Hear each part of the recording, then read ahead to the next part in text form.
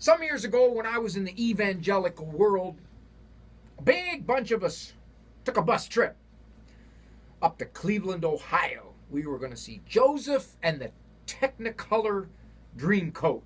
Everybody was excited. This is great. Biblical stories making secular inroads. Everybody was excited. It didn't take too long for my wife and I to see that this particular play was a mockery. Oh, very subtle mockery, but definitely a mockery of the biblical story. Got to the point where my wife and I pretty much just sat in silence. Didn't clap, didn't laugh. Toward the end, standing ovation. Everybody, including the folks we went up with, all stood up. What a wonderful thing. It's good. Biblical stuff. That's what we need to hear. Never mind the tucked in to all the biblical stuff was kind of a slam on Christianity.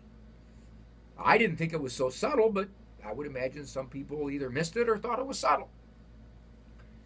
They were just so happy, so excited to see something that looked like it portrayed Christianity in a good light.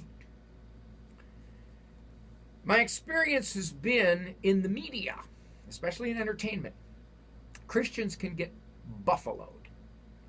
We can get seduced. We can get pulled in. Why? Well, because, when they're going to assault traditional morals, when they're going to attack Christianity, they're going to do it in a very subtle, appealing way sometimes. The obvious stuff we notice. I'm not watching that show. That show is just immoral sewage. Not watching it. But that is not what shapes the mind.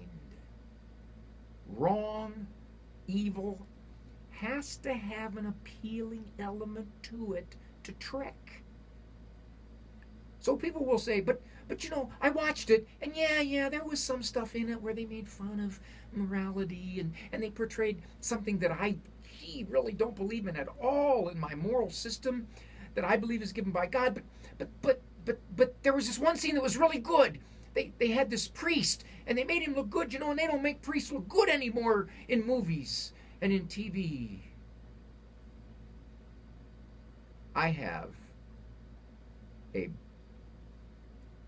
brownie batter that I make. It's very good. People love it. It's got a bite to it. And I give some of it to you, and I say, what do you think? Oh, this is the best I've ever tasted. How do you do it? What's the secret ingredient? Oh, well, the secret ingredient is, and please excuse me for this, it's a little bit coarse, I put a little spoon of dog dirt in it.